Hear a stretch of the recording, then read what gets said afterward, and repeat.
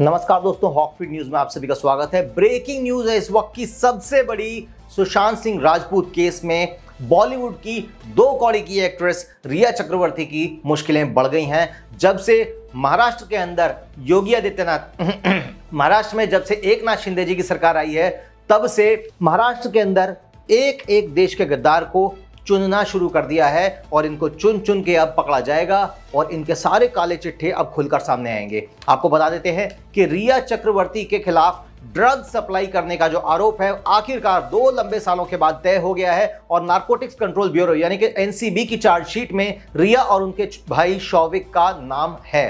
NCB ने क्या दावा किया इस मामले में ये भी आपको बताएंगे, लेकिन इससे पहले एक बात मैं आप लोगों से कहना चाहता हूं कि आज कमेंट में सुशांत सिंह राजपूत जी के लिए आप उनकी दिवंगत आत्मा के लिए आज प्रार्थना करें और उनको शुभकामनाएं लिखें, क्योंकि सुशांत तो आज हमारे बीच में नहीं है, लेकिन सुशांत का प्यार और सुशांत के जो फैंस हैं उन्होंने लगातार पिछले 1.5-2 साल से ट्विटर से लेकर तमाम सोशल मीडिया स्पेस पर अभी तक जितना भी एक इकोसिस्टम बिल्डिंग करी है, एक आवाज उठाई सुशांत के लिए, आज उन सभी लोगों के लिए मैं तालियां बजाना चाहता हूं, क्योंकि बहुत बड़ी बात है। सुशांत सिंह राजपूत केस में अब लंबे समय बाद कोई सॉलिड कार्रवाई देखी गई है और अब ये उम्मीद करते हैं देश के सभी देशभक्त लोग, क्योंकि ये बात तो सभी जानते हैं, चाहे आपकी विचारधारा कुछ भी हो, आप चाहे मोदी जी को पसंद करते हो या नहीं करते हो, लेकिन एक बात तो सब जानते हैं कि देश के जो गद्दार हैं ना, वही लोग हैं, चाहे खान गैंग हो, चाहे बेबी पेंगुइन, चाहे कोई भी ऐसे लोग हो जिन्होंने हमेशा जिन लोगों ने सुशांत के अगेंस्ट काम किया है, जिन्होंने हमेशा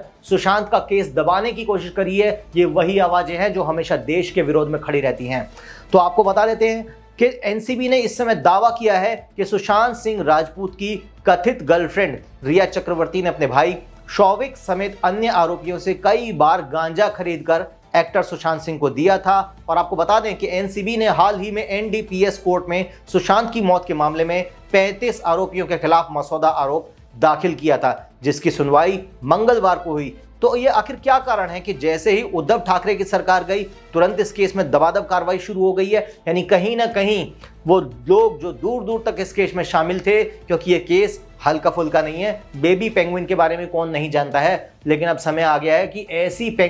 ऐसी ये जो बेबी पेंगुइन्स हैं, अब इनकी गर्दन मरोड़ने का वक्त आ चुका है, क्योंकि जिस तरीके से सत्ता का और अपनी शक्ति का जो दुरुपयोग ठाकरे सरकार ने अपने शासन के दौरान किया, अब उसका समय जा चुका है। और जिसे कहते हैं कि घड़े में जो पानी था वो ऊपर तक आ चुका था, वो छलक गया, उनकी सरकार भी चली गई और अब महाराष्ट्र के अंदर सत्य का साथ देने वालों की और देश के हित सोचने वालों की सरकार है। तो अब आपको बता देते हैं कि सुशांत सिंह राजपूत की मौत कैसे हुई, इसकी जांच पहले ही सीबीआई को सौंप दी गई थी। वहीं एनसीबी इस मामले में ड्रग्स के एंगल से जांच कर रही है और सुशांत की मौत में ड्रग्स का क्या कनेक्शन है, एनसीबी इसी की जांच इस समय कर रही है। हालांकि ये प्रश्न उठता है कि इतना समय क्यों लगा, क्या किसी राजनीतिक दबाव में आकर एजेंसियों ने ठीक से जांच नहीं करी? तो और अगर एक हाई प्रोफाइल केस में अगर इतना वक्त लग जाता है जांच करने में, तो एक तो एजेंसियों के ऊपर भी प्रश्न चिन्ह खड़ा होता है, साथ ही साथ जो पॉलिटिकल प्रेशर इन केसेस में दिया जाता है उसकी भी जांच करी जानी चाहिए।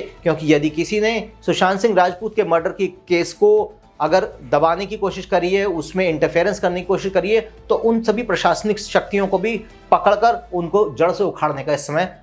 वक्त आ चुका है। अब चार्जशीट में जोड़ा गया है कि रिया का भाई शौविक ड्रग पेडलर के लगातार संपर्क में था। वो ऑर्डर देता था जिसे सुशांत सिंह राजपूत के घर पर गांजा मंगवाया जाता था। आरोपियों के अनुसार सभी आरोपियों ने मार्च 2020 और दिसंबर के बीच एक दूसरे के साथ या समूहों में हाई सोसाइटी और बॉलीवुड में ड्रग्स की खरीद, बिक्री और वितरण के लिए आपराधिक साजिश रची। ये भी कहा गया है कि आरोपी ने मुंबई महानगर क्षेत्र के भीतर नशीले पदार्थों की तस्करी को वित्त पोषित किया और गांजा, चरस, कोकेन और अन्य तमाम नशीले पदार्थों का सेवन भी किया। अब ये तय करना होगा देश को कि देश